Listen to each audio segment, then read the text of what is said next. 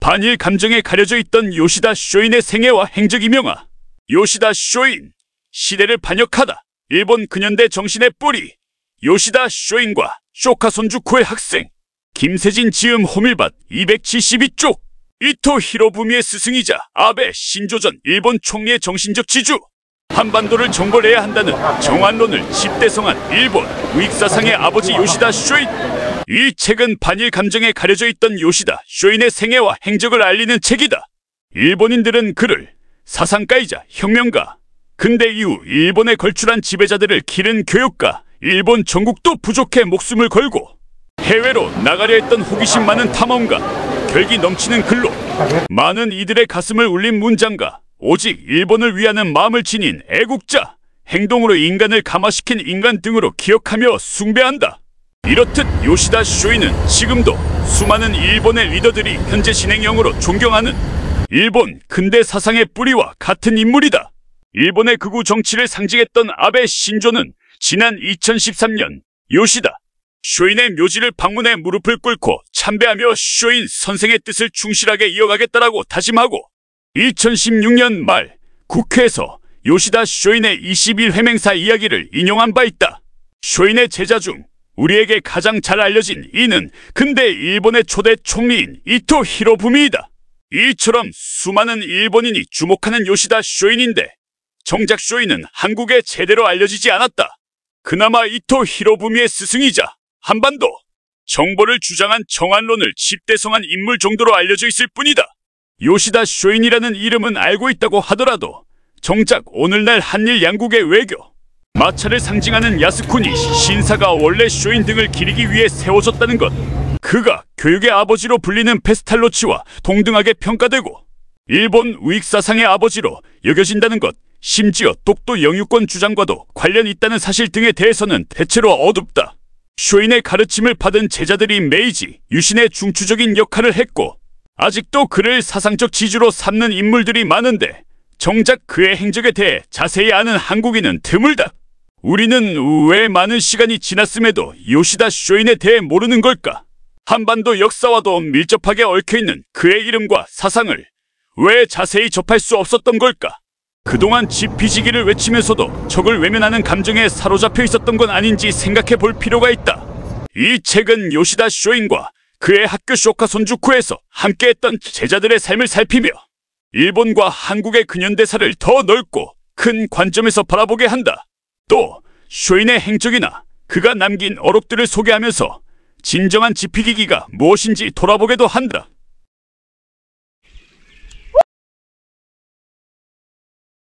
서양 사정에 정통한 세 번째 그룹을 가장 높게 평가했다. 대략 에도 분위기를 파악한 후 에도에서 사귄 친구들과 우라가 포화를 답사했다. 우라가는 미우라 반도 남단으로 1853년 페리 함대도 이곳에 정박하여 막부와談判을 벌였다. 여름이 되자 이번에는 도우쿠 여행을 떠났다. 10개월 동안 미토, 후쿠시마, 아이즈, 니가타, 사도, 히로사키, 아오모리, 스가루, 모리오카, 센다이, 니코를 돌아다녔다. 미토에서는 존왕양이의 바이블 실론을 지은 아이자와 야스시를 만났다. 이 책은 아직 출판되지 않았으나 1857년 출판, 필사의 필사를 거쳐 이미 전국적으로 독자를 확보하고 있었다. PPO 1960 바깥세상, 더 바깥세상을 찾아 나서다. 송하촌숙의 학습 방법은 회독이었다. 선생이나 선배가 일방적으로 강의하는 것이 아니라 특정 주제를 놓고 참가자들이 자유롭고 격렬하게 토론하는 방식이었다. 여기에는 신분도 나이차도 크게 문제가 되지 않았다. 야외에서 노동하며 회독하는 경우도 있었다. P70 송하촌숙에서 혁명의 불씨를 지피다. 요시다 쇼인은 유수록에서 이렇게 주장한다. 에조지 지금의 홋카이도를 개간하여 여러 대명들에게 봉토를 주고 틈을 봐서 캄차카, 오츠크를 탈취하고 류큐도 타일러 내지의 제후와 마찬가지로 참근시키고 회동시키지 않으면 안 된다. 또 조선을 옛날과 마찬가지로 국납하도록 촉구하고 북으로는 만주의 땅을 분할하여 빼앗고 남으로는 루손 지금의 필리핀의 여러 섬을 우리 수중에 넣어 점차 진취의 기세를 보여야만 할 것이다. P74 울릉도는 그가 꿈꾸는 해외 팽창의 발판이었다. 흑룡강이나 에조는 우리 본에서 머니 그보다는 다케시마, 조선, 베이징 방면으로 나가는 것이야말로 우리 본의 근무라고 생각된다.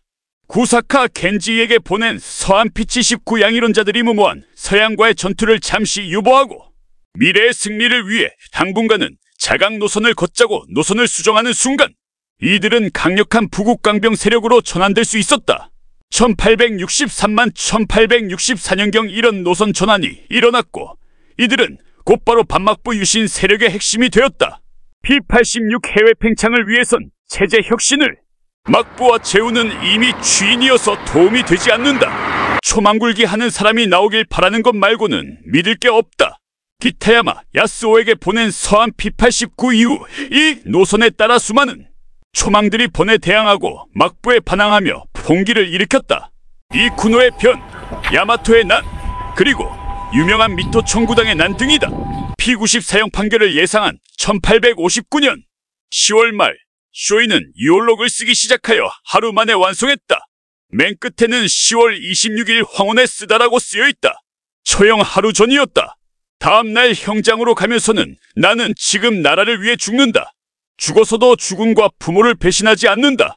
천지의 일은 유효하며 신명이 모든 걸 비추고 계신다라는 시를 읊었다. P-93 사형이 집행되기 직전 그는 다시 절명시를 남겼다. 몸은 비록 무사시 벌판에 썩어가더라도 남겨놓은 것은 야마토 다마시의 대화혼, 일본 혼, P-94 초망굴기와 일본 혼을 남기고 요시다 쇼인 근대 일본의 선생인가? 제국주의의 설계자인가? 고경일, 1. 조슈번, 그리고 과격한 사무라이들. 지금의 야마구 지연에 해당하는 조슈번은 메이지 유신을 주도한 세력 중 하나로 알려져 있다. 특히 하기시는 메이지, 일본의 성지로 홍보하며 요시다 쇼인, 1830만 1859의 근대 일본을 이끈 사상가라는 이미지를 보기 좋게 포장해놨다. 과연 요시다 쇼인은 후대까지 길 잃을 만한 인물인가? 요시다 쇼인은 조슈번의 하급 무사 출신이었다. 그의 사상은 단순한 봉건지를 타파하는 개혁론이 아니라 일본의 팽창주의와 군국주의의 토대를 마련하는 것이었다. 서구 열강의 침략에 맞서기 위해 일본 역시 군사력을 강화해야 하며 조선을 정벌정한론하고 중국 대륙으로 진출해야 한다고 강하게 주장했다. 그니 제자들은 이후 일본 제국주의를 이끄는 핵심 세력이 되었다. 메이지 유신 이후 일본의 국가 정책을 결정하는 위치에 올라 침략, 전쟁과 식민 지배를 정당화하는 사상적 기반을 제공했다. 위, 정한론의 전사들, 요시다 쇼인의 서당 쇼카 손주쿠에서 배운 인물들을 보면 근대 일본의 개척자라기보다는 아시아 침략의 기획자라는 평가가 더 적절한지도 모른다. 이토 히로부미, 1841만 1909, 초대 일본 총리, 조선총 독부 초대 통감, 을 사는 약 1905를 통해 조선을 사실상 일본의 보호국으로 만들고 1910년 한일병합을 강행했다. 결국 조선의 독립운동가 안중근 의사에게 암살당했다. 야마가타 아리토모 1838만 1922, 일본 육군의 창설자이자 군부 독재의 기틀을 마련한 인물, 조선을 일본의 군사적 전략기지로 삼아야 한다고 주장했고 1894년 청일전쟁을 주도했다. 그의 사상은 이후 일본의 군국주의로 발전했다. 기도 타카요시 1833만 1877, 메이지 정부의 핵심 인물로 서구식 군대와 정부 제도를 도입했다. 그의 개혁은 철저히 자민족 중심주의에 입각했으며 조선과 중국을 일본의 이익을 위한 대상으로 삼았다. 다카스기 신사쿠 1839만 1867, 조슈번의 무장 조직을 이끌며 막부 타도를 주도했다. 단순한 혁명가가 아니라 극단적 국수주의자로 일본의 대외 팽창을 정당화하는 논리를 펼쳤다. 이들의 공통점은 무엇인가? 모두 요시다 쇼인의 사상을 계승했고 일본의 군사적 팽창을 적극적으로 추진했으며 아시아 민중들에게 막대한 피해를 입힌 정책을 실행했다는 점이다. 3. 유신이 아니라 반란이었다. 조슈번의 사무라이들은 메이지 유신 1868을 이끈 혁명가로 미화한다. 그들의 실체를 들여다보면 단순한 개혁 세력이 아니라 극단적인 군사 집단이었다. 조슈번은 1863년 배회 운동을 벌이며 시모노세키 해협에서 서구 열강의 배를 공격했다. 이들은 국제 정세를 정확히 이해하지 못했고 결국 서구 열강의 보복 공격을 받아 초토화되었다. 메이지 유신 과정에서 조슈번 사무라이들은 막부 타도를 명분으로 교토에서 테러를 감행했다. 정치적 반대파들을 무참히 살해하고 권력을 앞세워 정권을 장악했다. 메이지 정부 수립 후에는 자신들이 권력을 독점했고 사스마범과 함께 일본의 국가 운영을 조슈본 출신들이 장악하는 조슈마이너스 사스마 연합 정권을 형성했다. 이들은 개혁 세력이 아니라 군인들의 정치적 야망을 위해 폭력을 동원한 무력 집단이었다. 4. 정안론의 유산 아시아 침략의 서막. 요시다 쇼인의 사상을 그대로 계승한 조슈본 출신 정치가들은 정안론을 공식 정책으로 발전시켰다. 조선을 일본의 속국으로 만들어야 하며 나아가 중국 대륙까지 진출해야 한다고 주장했다. 이들의 사상은 다음과 같은 형태로 실현되었다. 1876년 강화도 조약 일본이 조선을 강제 개항시키고 불평등 조약을 체결했다. 1894년 청일전쟁 일본이 조선에서의 패권을 두고 청나라와 전쟁을 벌여 승리했다. 1905년 을사늑약 일본이 조선의 외교권을 박탈하고 사실상 식민지로 만들었다. 1910년 한일병합 조선이 완전히 일본의 식민지가 되었다. 이 모든 과정에서 조슈본 출신 정치가들이 핵심적인 역할을 했다. 요시다 쇼인의 사상은 단순한 개혁론이 아니라 제국주의 일본의 근본, 정신이자 군국주의의 기초가 되었던 것이다. 5. 요시다 쇼인의 신격화를 멈춰라. 와다 하루키 도쿄대 명예교수는 이렇게 말했다. 요시다 쇼인은 단순한 교육자가 아니다. 그는 정안론과 군국주의의 씨앗을 뿌린 인물이었다. 오에 겐자부로는 일본의 역사 왜곡을 비판하며 이렇게 말했다. 과거를 미화하는 것은 미래를 위험에 빠뜨리는 일이다. 일본은 역사를 직시해야 한다. 영향력은 작지만 일본의 진보적인 지성인들도 요시다 쇼인의 신격화가 일본의 침략 역사를 미화하는 도구로 사용되고 있다고 비판한다. 6. 메이지 유신의 그늘. 조슈본 출신 정치가들이 이끈 일본의 근대화는 아시아의 희생을 바탕으로 이루어졌다. 요시다 쇼인의 제자들은 근대 일본의 개척자가 아니라 아시아 침략의 설계자들이었다. 아직도 일본 정부는 요시다 쇼인을 미화하고 그가 가르친 제자들을 근대화의 영웅으로 포장하고 있다. 우리가 기억해야 할 것은 그들이 이끈 역사가 단순한 개혁이 아니라 폭력과 침략, 식민 지배의 역사였다는 점이다. 일본이 진정한 평화국가로 나아가려면 먼저 과거를 직시해야 한다.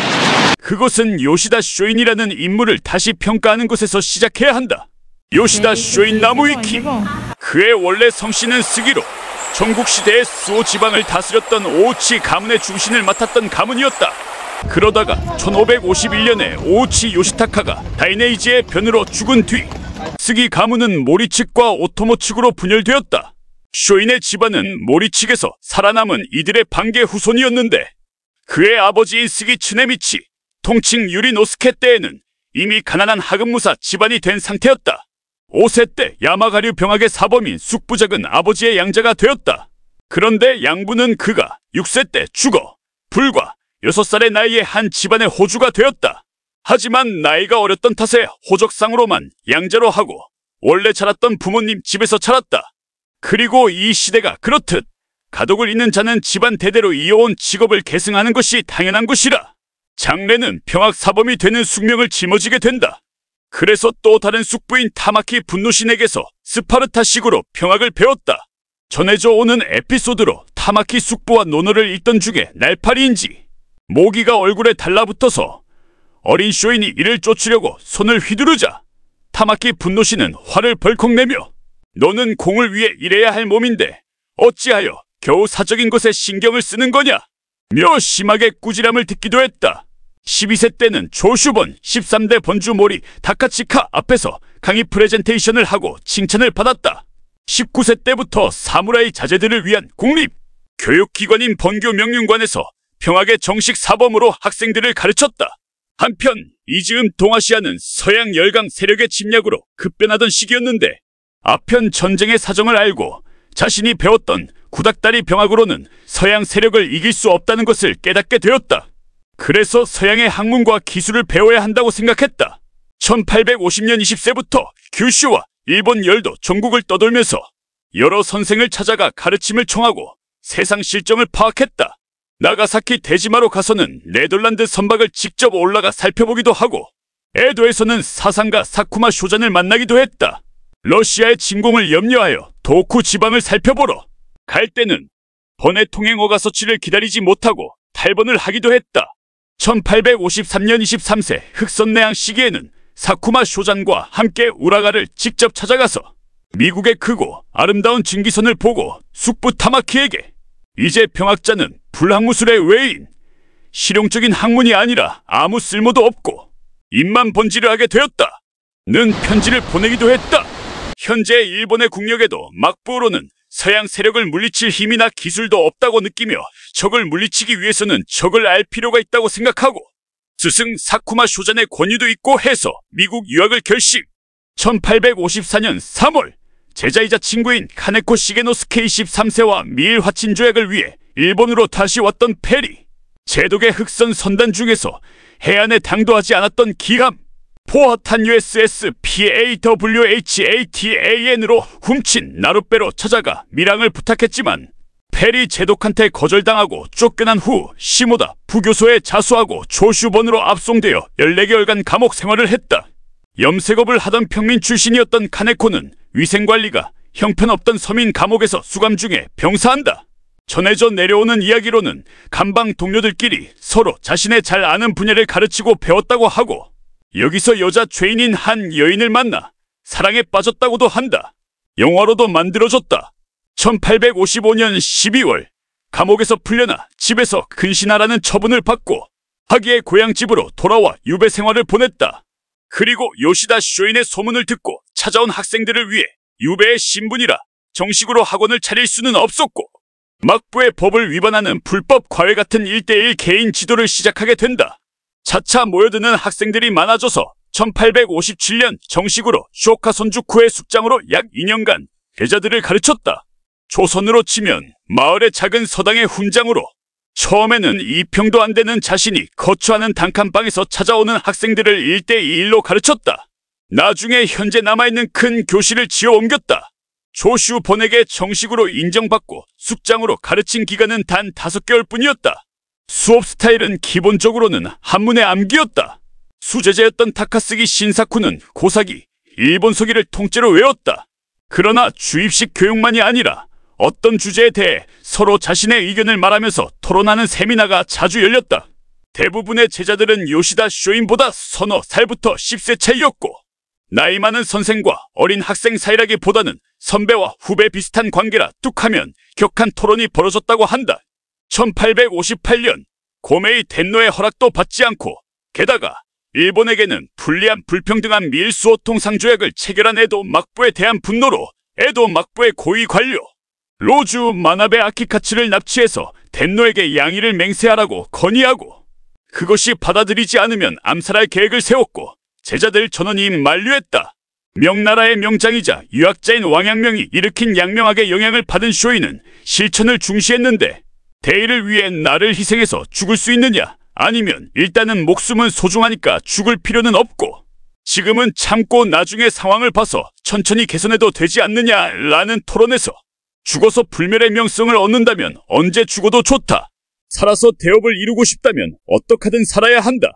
행동을 일으키면 그 뜻은 반드시 후세에 전해진다. 라며 실행을 강조했다. 그래서인지 타카스기 신사쿠, 쿠사카 켄지, 이노우에 가오루, 이토 히로부미 패거리는 양이 사상에 따라 주일 영국공사관 방화사건 1862년이라는 테러를 저질렀다. 2.1 최후 1858년부터 에도 막부에서 난키파에 속하는 최고 권력자였던 대로 다이로 이 나오스케는 히토츠파시 파뿐만이 아닌 막부에 반대하는 인사들을 탄압하기 시작했다. 이른바 안세이의 대옥사였다. 쇼인이 에도 막부를 비판하고 도막운동을 전개하자 번은 위험하다고 여기고 그를 다시 노야마 감옥에 투옥시켰다. 1859년 존왕양이파 지세였던 우메다 운빈이 막부에 의해 체포되자 요시다 쇼인은 그가 하기에 있을 때 만났다는 죄로 에도로 압송되어 투옥되었다.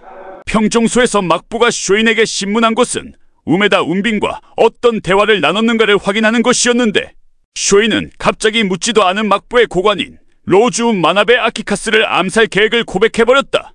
결국 사형 판결을 받고 그해 10월 27일 참수되었다. 안세이 대옥의 마지막 처형이었다. 시체는 벌거벗겨져 나무통에 넣어진 채로 아무렇게나 매장되었으나 후에 격분한 제자들이 막부로부터 시체를 빼앗고 예를 갖추어 이장했다. 존왕양이를 위해서라면 직접적인 행동도 서슴지 않았던 행동 팔기도 했다.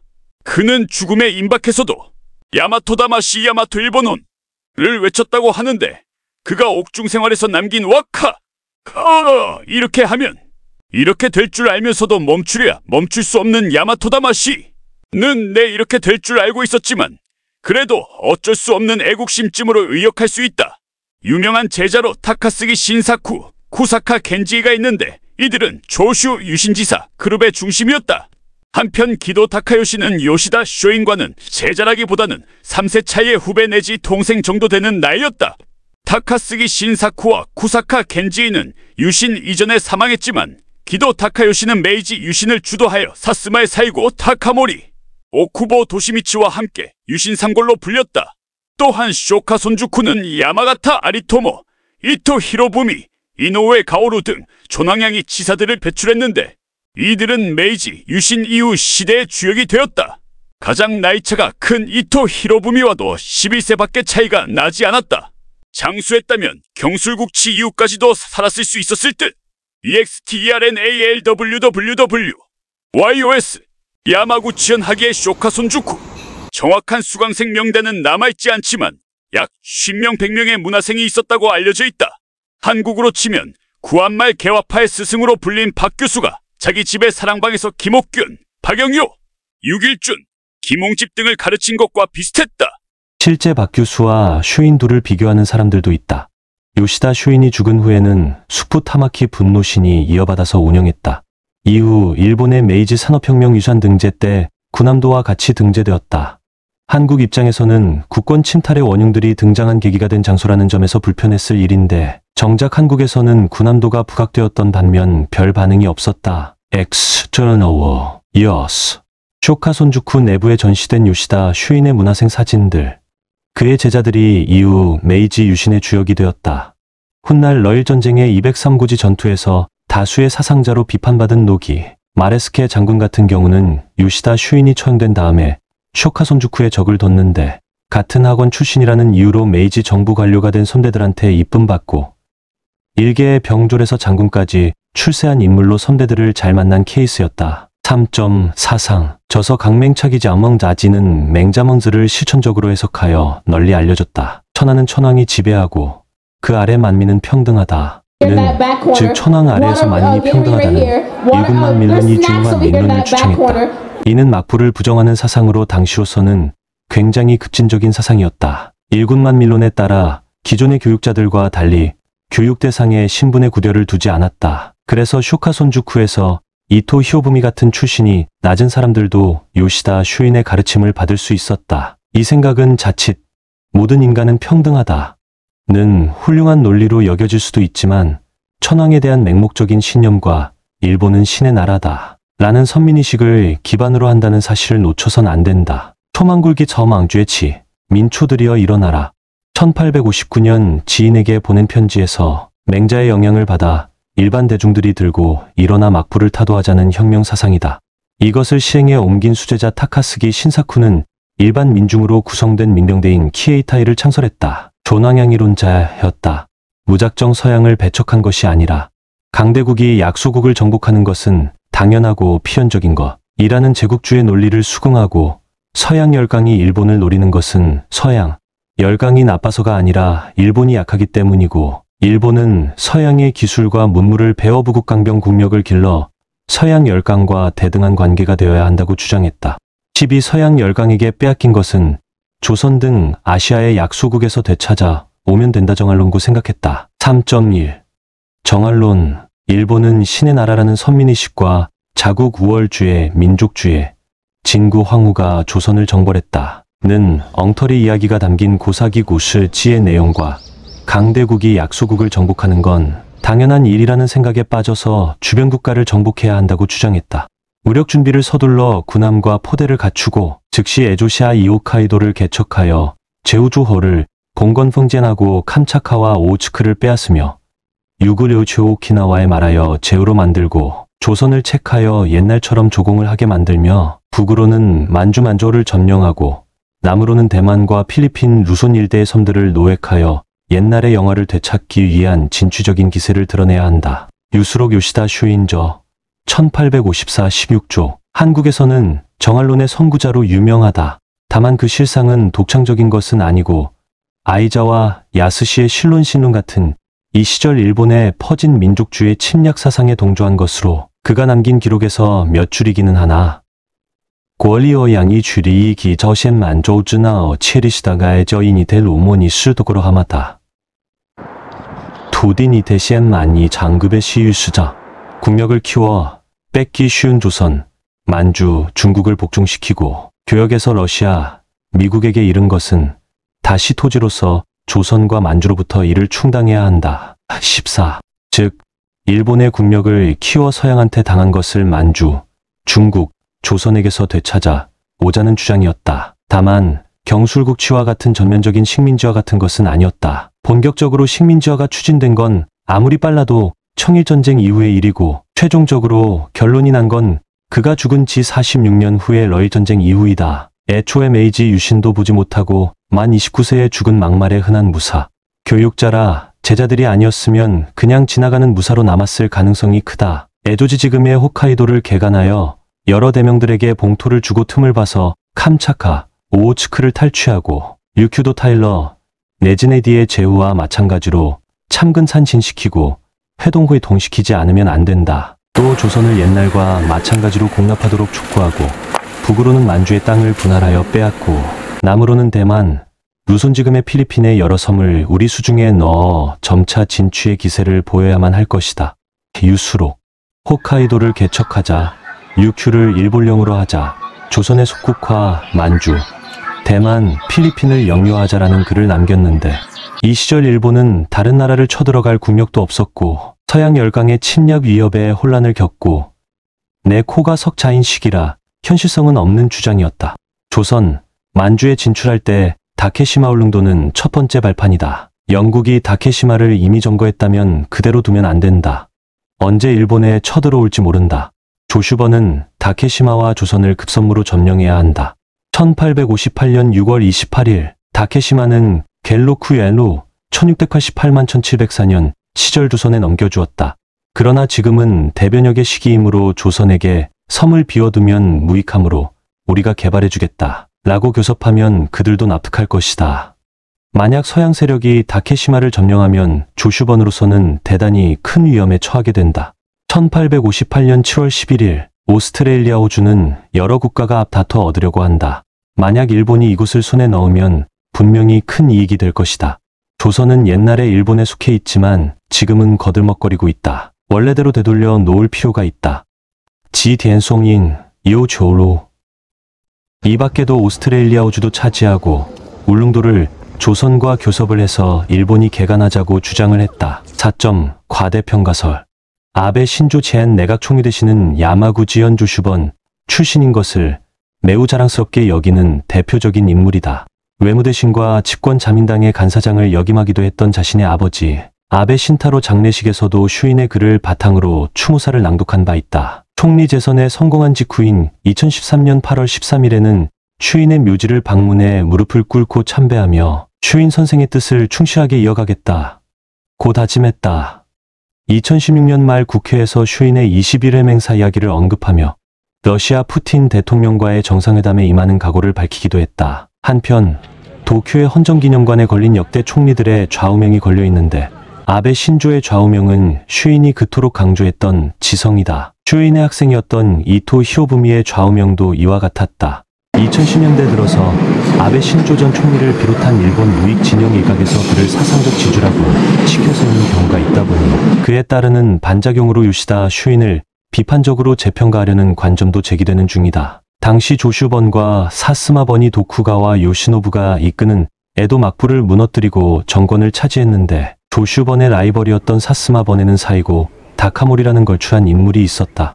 그에 비해 조슈번이 내세울 만한 인물은 과격한 양위운동을 하다가 젊은 나이에 다들 요절했고 결국 거슬러 올라가면 이들의 정신적 스승인 요시다 슈인이었다. 29세의 나이로 참수당한 동네 서당의 선생님이라 뭔가 이룩한 업적도 없는 인물이었다. 이런데도 초등학교 교과서에는 요시다 쇼인이 엄청 훌륭하고 미래를 예측한 인물로 그려졌다. 요시다 쇼인은 조슈번의 의도대로 타고난 천재이며 박학다식한 지식을 가진 일본이 가야 할 길을 제시하고 미래를 내다본 선각자라는 지위를 차지하게 되었다. 메이지 정부에서 정권을 잡은 조슈번 출신 세력은 이런 식으로 요시다 쇼인의 우상화 작업을 했다. 그 여파가 지금도 남아서 일본 우익 세력에서 요시다 쇼인 하면 위대한 위인이라는 이미지가 자리 잡았다. 요시다 쇼인 사카모토 료마교 2017년경부터 다케다 신겐, 우에스리 겐신, 사카모토 료마와 함께 실제 역사상 역할과 의미가 크지 않다는 이유로 고등학교 역사 교과서에서 지워야 한다는 움직임이 일기도 했는데 이후 어떻게 됐는지는 확인이 필요한 부분.